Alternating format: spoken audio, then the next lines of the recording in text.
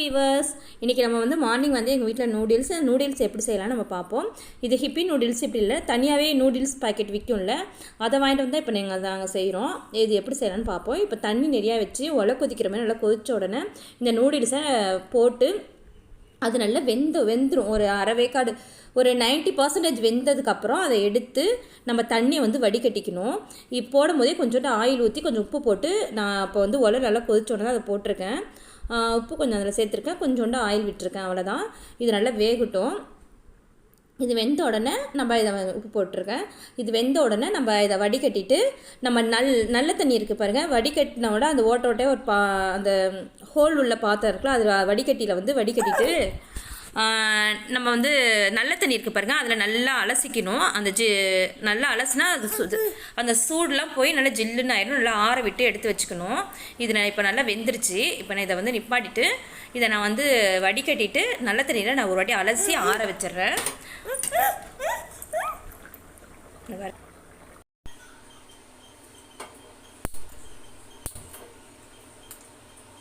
என்னென்ன இன்க்ரீடியன்ஸ் சொல்லிடுறேன்.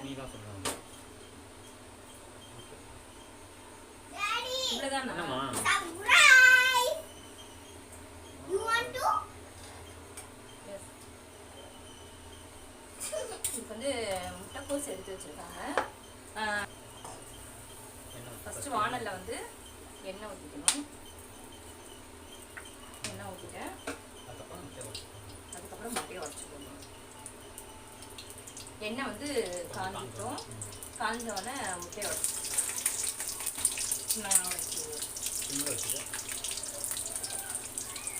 நான் உடச்சி போடுறேன்.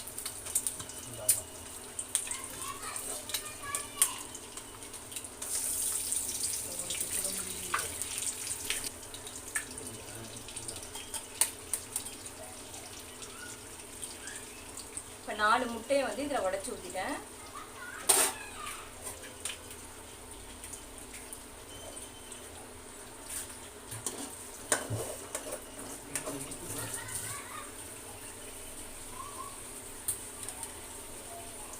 நல்லா வந்து கிண்டிக்குவோம்.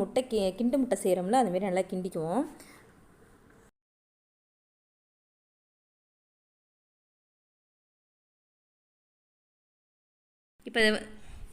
இப்போ வந்து இதை நல்லா கிண்டியாச்சு. இப்போ இதில் வந்து நம்ம ஆட் பண்ணுறது வந்து முட்டைக்கோசு. அப்புறம் அதுலேயே வந்து எங்களுக்கு வந்து சாட் மசாலா கொடுத்துருந்தாங்க. சாட் மசாலா இருந்தால் நீங்கள் சாட் மசாலா போட்டுக்குங்க, இல்லைனா நீங்கள் வந்து மட்டன் பொடி சேர்த்துங்க. மிளகாத்தூள்லாம் சேர்க்க வேண்டாம், மட்டன் பொடி தான் நல்லாயிருக்கும். மட்டன் பொடி, சிக்கன் பொடி, இது ரெண்டில் எது வேணாலும் போட்டுக்கலாம். சாட் மசாலா இருக்கிறவங்க சாட் மசாலா போட்டுக்கலாம். என்கிட்ட வந்து சாட் மசாலா இருந்ததால் நான் அந்த சாட் மசாலா போட்டுக்கிட்டேன். இப்போ வந்து முட்டைக்கோசை வந்து அதில் ஆட் பண்ணிக்குவாங்க. முட்டைக்கோசை ஆட் பண்ணிவிட்டு நீட்டாக முட்டைக்கோசை கட் பண்ணி வச்சுக்கணும் இந்த மாதிரி.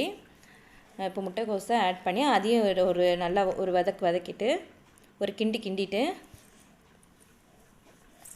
இப்போ நம்ம வந்து சாட் மசாலா வச்சுருக்கோம்ல, அது சாட் மசாலா கொஞ்சம் ஆட் பண்ணிக்கணும். இப்போ மேலே ஆயில் ஊற்றிக்கிட்டாங்க. இந்த ப்ரிப்ரேஷன் வந்து எங்கள் வீட்டுக்காரங்க தான் செய்வாங்க, எனக்கு செய்ய தெரியாது. அவங்க தான் கரெக்டாக கிண்டுவாங்க பதம் பார்த்து.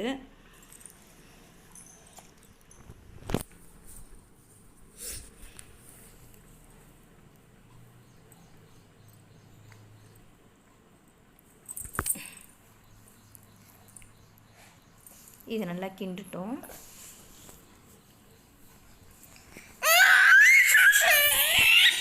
இப்போ சாட் மசாலா நான் கொஞ்சமாக ஆட் பண்ணியிருக்கேன். திரும்ப ஒரு கிண்டிட்டு நம்ம நூடுல்ஸை வந்து நல்ல தண்ணி ஊற்றி அலசிட்டு நல்லா ஆறினோட அதை போடணும். அப்போ தான் அது பொலன்னு வரும். சட்டியில் ஒட்டாமல், அந்த வானலில் வந்து ஒட்டாமல் வரும். அதனால தான் நம்ம வந்து அதை அலசிடுறோம். நம்ம அலசாமல் அப்படியே போட்டோம்னா அது வானலில் ஒட்டிக்கும்.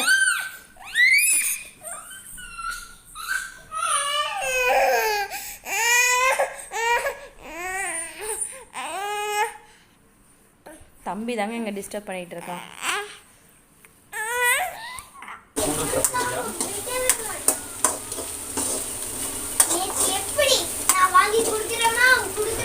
இப்போ நூடுல்ஸ் வந்து நான் தண்ணியில் போட்டு இந்த பாருங்க இப்படி உதிரி உதிரியாக எடுத்துருக்கேன். உதிரி உதிரியாக எடுத்துருக்கேன். இப்போ நம்ம வந்து இதை போட்டுருவோம். மெதுவாக வச்சுக்கோங்க, சிம்மிலே வச்சு கிண்டுவோம். ஏன்னா நல்லா நூடுல்ஸ் வெந்துருச்சு.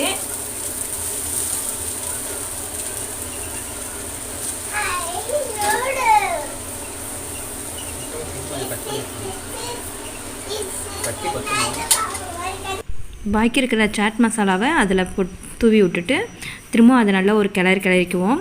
அடுத்து நம்ம சிக்கன் கிரேவி செஞ்சுருக்கோம்ல, அந்த சிக்கன் கிரேவியில் இருக்கிற வெறும் கறியாக எலும்பு இல்லாமல் வெறும் கறியாக அதை எடுத்து நம்ம அதை பிரித்து வச்சுக்குவோம். கறியாக எலும்பெல்லாம் வந்து தனியாக எடுத்துகிட்டு கறியாக மட்டும் பிரித்து வச்சுக்குவோம். ஏன்னா அந்த சிக்கன் கிரேவி இதில் வந்து ஹைலைட்டே அந்த சிக்கன் கிரேவி ஊற்றுறது தாங்க. சிக்கன் கிரேவி சிக்கன் இந்த சாட் மசாலா காரம் பத்தலன்னு சொல்லிட்டு நான் மட்டன் மசாலா போட்டிருக்கேன். நீங்கள் வந்து சாட் மசாலா மட்டன் மசாலா மட்டும் சேருங்க, மிளகாய்த்தூள் சேர்க்காதீங்க, ஃப்ளேவரே நல்லாவே இருக்காது. இப்போ வந்து மட்டன் மசாலா போட்டுக்கிட்டேன். உங்கள் காரத்துக்கு தகுந்தாப்பில் மட்டன் மசாலா போட்டுங்க. கொஞ்சமாக கொத்தமல்லி கட் பண்ணி கொத்தமல்லி புதினா கட் பண்ணி வச்சுருக்கேன். இப்போ வந்து நான் அந்த கிரேவியும் அதில் வந்து லாஸ்ட்டாக ஊற்றுவாங்க பாருங்கள். இப்போ அதில் வந்து நான் போன்லாம் வந்து எடுக்கிறேன். அதில் இருக்கிற வந்து எலும்பெல்லாம் நான் எடுத்துக்கிறேன். கறியாக மட்டும் தனியாக எலும்பை தனியாக எடுத்துகிட்டு கறியாக மட்டும் எடுத்து அதை சிக்கனில் நூடுல்ஸில் வந்து நம்ம சேர்த்துக்குவோம். இப்போ அவங்க நல்லா கிண்டுட்டோம். நல்லா ஒன்று உடையாமல் அந்த நூடுல்ஸ்லாம் உடையாத அளவுக்கு நம்ம கிண்டணும். இப்போ அவங்க கிண்டிகிட்டு இருக்கும்போது நான் பக்கத்தில் வந்து அந்த சிக்கன் வந்து எடுத்துகிட்ருக்கேன். எடுத்து அந்த சிக்கன் வந்து அந்த போன்லாம் எடுத்துகிட்டு கறியாக மட்டும் நம்மளுக்கு கறி தான் தேவை, அதை எடுத்து வச்சுக்குவோம். இது நல்லாவே மிக்ஸ் பண்ணிட்டாங்கங்க. இப்போ நம்ம வந்து சிக்கன் வந்து போன்லாம் எடுத்துகிட்டு சிக்கனை எடுத்துகிட்டு வந்துட்டேன்.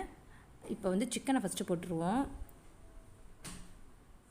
இப்போ இது நீங்கள் சிக்கன் கிரேவி வந்து நார்மலாக வந்து நீங்கள் வீட்டில் செய்கிறோம்ல, இஞ்சி பூண்டு பேஸ்ட்லாம் போட்டு சிக்கன் மசாலா மிளகாய்த்தூள் போட்டு நம்ம சிக்கன் கிரேவி செய்வோம்ல, அந்த மசாலா தான், வேறு எதுவுமே இல்லை. இஞ்சி பூண்டு தக்காளி வெங்காயத்தெல்லாம் வதக்கி விட்டுட்டு இஞ்சி பூண்டு பேஸ்ட் போட்டு சிக்கன் மசாலாலாம் போட்டு கொதிக்க வச்ச சிக்கன் மசாலா தான். இப்போ அந்த சிக்கன் மசாலாவை நான் அதில் விட்டுக்கிறேன்.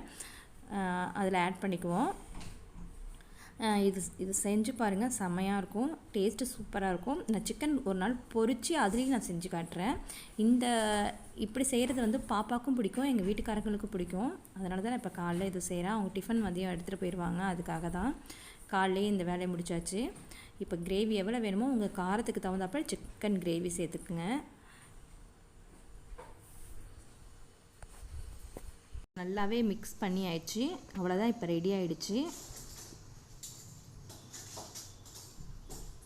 சிக்கன் நல்லா உடச்சிட்டு இருக்குங்க. இப்போ நல்லாவே இது ரெடி ஆகிடுச்சு.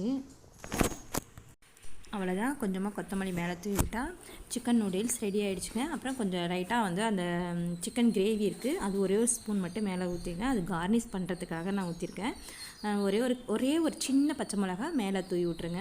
அது குழந்தைங்க வந்து எடுத்து போட்டாங்க. எங்கள் வீட்டுக்காரங்க காரம் சாப்பிட்றதுன்றதால நான் அது போட்டிருக்கேன். நீங்கள் வேணான்னா அது ஸ்கிப் பண்ணிக்கலாம். இப்போ அவங்க வந்து கொஞ்சமாக சிக்கன் கிரேவி கொஞ்சம் ஆட் பண்ணிக்குவாங்க. மேலே வந்து ஒரு கலர்ஃபுல்லாக இருக்கிறதுக்காக அதை ஆட் பண்ணிக்கிறோம். அவ்வளோதாங்க, நீங்கள் செஞ்சு பாருங்கள். மேக்ஸிமம் வந்து கடையில் வாங்கி நூடுல்ஸோ இல்லை சிக்கன் பிரியாணி, சிக்கன் ஃபிஷ்ஷு எல்லாமே கடையில் வாங்கி கொடுக்கறத அவாய்ட் பண்ணிக்கோங்க. வீட்லேயே நம்ம குழந்தைங்களுக்கு நம்ம சேஃப்டியாக செஞ்சு கொடுக்குறது தான் நம்மளுக்கு நல்லது.